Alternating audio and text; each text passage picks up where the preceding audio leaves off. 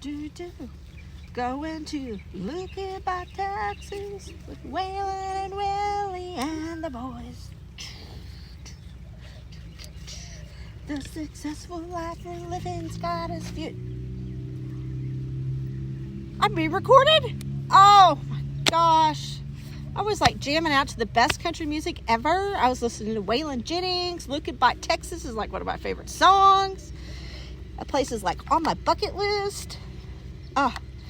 And then, I just like the old stuff. Let's play some Waylon, some Willie, Merle Haggard. Awesome. So, apparently, I'm recording. Hey. So, I'm out in my garden with my earphones. I'm not going to say them out loud because my best friend would harass me for saying DeWalt sunglasses. Sorry, I'm a DeWalt girl. Have to get over it. I like my DeWalt. Anyway, so I'm out here in the garden and I'm trying to, I got this bed that's like disorganized. Get this. So I have strawberries. That was actually, this bed over here is my strawberry bed, also out of control. Somehow, some of the strawberries ended up over here. I don't know how. I'm thinking a bird picked up a strawberry last year and then threw it out over here. That's my guess. Anyway, so I got strawberries in this bed. I got zucchini, squash, cucumbers, sunflowers, weeds, and apparently I have found a couple. Let me show you if I can find one. A couple. No, that's not it. Anyway, a couple of these that had bug eggs on it. So I'm also looking at the back of leaves to get rid of those because I don't like pests. So let me show you. Already today, I have pulled out a squash, zucchini, and a third zucchini. And so I know my sister will be here. I'm going on a little trip, not this weekend, but next weekend. I know my sister will be here and she'll be like, we're making zucchini bread. And squash. So if anybody has any good squash or zucchini recipes, easy. I don't want nothing with 25 different ingredients. Email me or put it down in the comments, especially casseroles. So anyway, that's what I've picked off so far. But what I'm doing is I like to watch a few gardening channels. And let me tell you a couple. If you guys like gardening, you should try checking out a few. And I have like 4. 1, 2, 3, maybe. Well, let me just name them off that I've been watching for years that have taught me so much about gardening. YouTube. Let me pick it up. So gardening is like something I've learned everything. I didn't know I had a green thumb, but apparently I do. Apparently I get it from my grandparents and my mom. So say my mom's mom was a single mom of 5 kids back in the 1930s and 40s. And she lived on a little farm that didn't have much money. Mom grew up pretty poor. But my grandma Brown always had a garden. And she would sell a lot of it to make money for the kids because she was a single mom with 5 kids. And also just to live on. And she was a very good gardener. And her dad is probably who taught her how to be a gardener. So my great-great-grandpa Brown on my mom's side was a champion gardener. He would actually grow corn. I have pictures of him with award-winning corn that he would grow and put in the county fairs.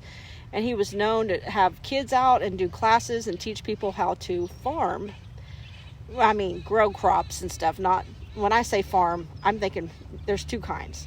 See, I think there's ranching. That's horses and cows. That's what my family does. And then there's farming. And then there's like people who are really into gardening. I don't know. That's just my thing. So apparently my great-grandpa was really good at it. My mom is really good at it. My Uncle Lewis, my mom's brother, is a great gardener. And I didn't think I was. And about 3 years ago, I thought, my parents in their 80s. Pretty soon this house is going to be mine and I'm going to have to learn how to mow. I didn't know how to mow. I'm going to have to learn how to do stuff. So I started mowing.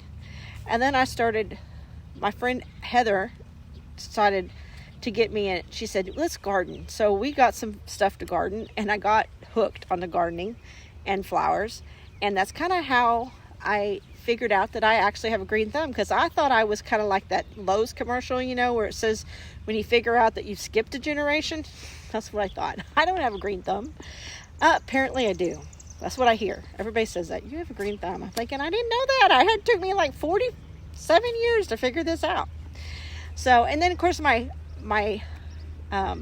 dad's parents, my dad's mom, you know, also had a garden and raised a garden. So it's funny how the grandparents did.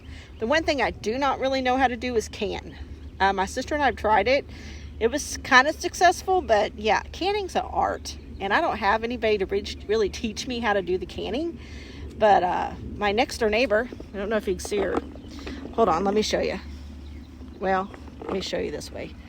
So this is, where is it? So this house over here is my next door neighbor, Terry. One of my very best friends. And she knows how to can. She knows how to garden. She knows how to do everything. She's my inspiration. She's widowed, single, and a little older than I am, and she can do anything. She could tear up a room and fix it. She's the best. So, Terry, if you're watching this, you are awesome. So, let me show you what I'm working on today. Here is my out of control bed. Ooh, look at this. Out of control. So, I've already worked on this. As you can see, there's not a lot of leaves left. There's a baby zucchini. There's a baby squash. And what I learned, I forgot to tell you the channels that I like to watch, the gardening channels. I have a lot, but I'm going to tell you a couple. In My Gardener is one that I watch, and he's the one who taught me this. He said that when you have zucchini and squash, they get these big old leaves. And they're great, but the problem with the big old leaves are they get really overgrown, and the pollinators, you know, the really cute bees cannot get in there to pollinate. So he suggests that you go in and you whack the things back. He said, look for the leaves that are crossing over into other plants. See, here's one crossing over into this plant. And you cut those back. Now you'll leave some of the leaves on there. And when you do that, you allow pollinators to come in. Now let me show you. See, I told you I had strawberries in here. Wild strawberries that came from another field. I also got a cucumber growing over there. This is a wild sunflower, 2 of them. I didn't take them out. I probably should have, but I just didn't. There's something about a sunflower that's hard for me to just take them out. So let me show you how you do this. So for all of you that ever wanted to have squash and zucchini in the same bed, now if you really spaced them wide out, it might not be a big deal, but if you have them close together, whack the ones off that you don't need, as I'm doing here. See? Ta-da! And get rid of anything that's crossing over. Now, see, I got weeds. I can't control that either. It's just what it is. I think that's another sunflower. I'm not sure what I'm going to do with that yet. So let me see if I can set this up so you guys can see a little better. So, hope you can see. Hello, I'm here. So I'm going to go in here and just kind of look around. See, this one is over on this other plant. I'm going to take it out. Take this one out. This one out. This one out. Could you see me taking those out? Oh.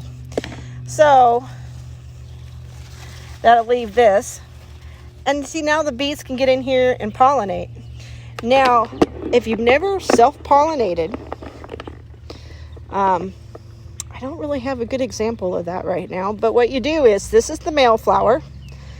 And the female will be on the end of like a baby zucchini or squash. And you could tear back these leaves, take the little inside, and tap it to your other bloom with the fruit on it. And you can self-pollinate them.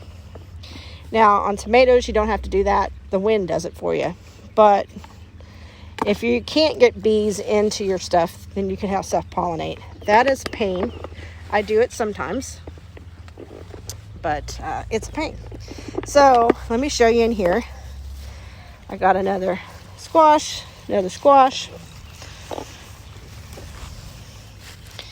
Yep.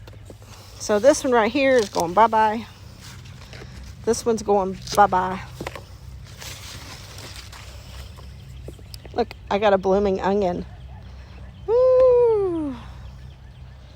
They usually bloom, I think, on the second year. So if you plant onions like I did last year and you forget one, then this year they'll come up and they'll, ooh, I got a weed.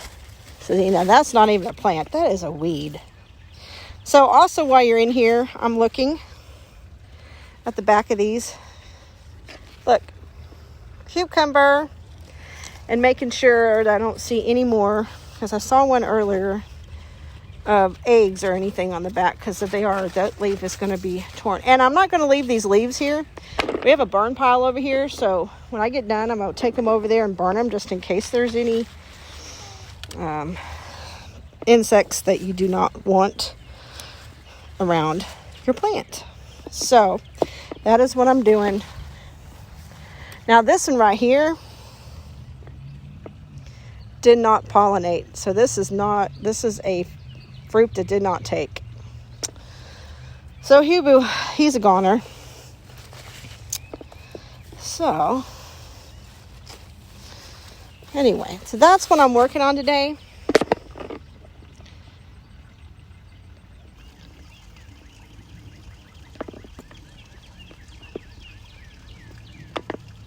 Oh my goodness, this thing is not working good, you know. Hold on, let me pause this and show you. Back. So I need to research. I'm sure there's a reason why this is doing that, and it's not good. But if you know why it's doing that, let me know. I was going to see if I had any more. There's one. Doop. Squash. And I thought I saw a big old zucchini over here earlier that I didn't pull yet. Oh yeah. Oh, big. That ain't big. It looks big. It's big and round, but not big. So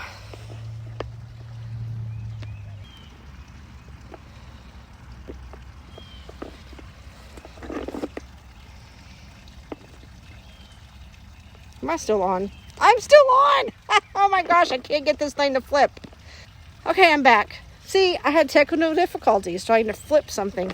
See, this whole camera, and, you know, I'm getting there. But people say they like my videos anyway, even though... But look at this cool horse. I bought this at an Amish auction. And I got it for, like, really cheap. For wrought iron, I got it for, like, $60 in an auction. I was talking to my mom at the time, and she said, what are you doing? I said, I'm bidding on a wrought iron horse. She said, don't lose it. I don't care what you have to pay for it. I will give you money for it. Don't lose it. So I just kept bidding until I won. And then I had my brother make the stand for it, and he moves. So if you love horses, that is one of my favorite. And of course, we have a really great little waterfall here to go along with our other waterfall. So that's kind of cool. Yeah, so thought I would show you that real quick. Let's see, what else do I see? We still got so much work to do, but it's getting there. This is my greenhouse. This was supposed to be zucchini and squash bed. Yeah, it's turned into a wild sunflower bed. So when those start blooming, you will get some videos on sunflowers because they're crazy. Yeah, crazy. And this we're not going to do this year. It's just too much. So last year we had all kinds of vegetables in here, but we're trying to scale back a little bit this year. Since it's just me and Mom doing it this year. This is Mom's burn pile. I love this thing. I haven't got it all, but this is just a wild bed flowers, full of wild flowers. I don't know why there's a trash can in the yard. I'm sure Mom dumped it into the fire burn. But this used to sit out at my grandpa's old land. And as you know, I posted a video earlier of my grandpa's old house, but this used to sit at his land. And it used to be a real wagon. Now it's just kind of bits and pieces. But we put a lot of wildflowers. We got some sunflowers. And I need to go get some zucchini, some zinnia seeds and throw in here to have zinnias. A couple of these came from my friend, the costume driller's mom. They were in her yard. And yeah, I think we got some poison ivy back here. So that's kind of why we haven't really touched it. We just let the wildflowers grow because, yeah. Now, if I'm wrong and that's not poison ivy, let me know. But I think it's poison ivy. You guys want a closer look so you can tell me yay or nay? Anyway, so we have a nice lot next to us. It's empty, and another lot next to us that's empty.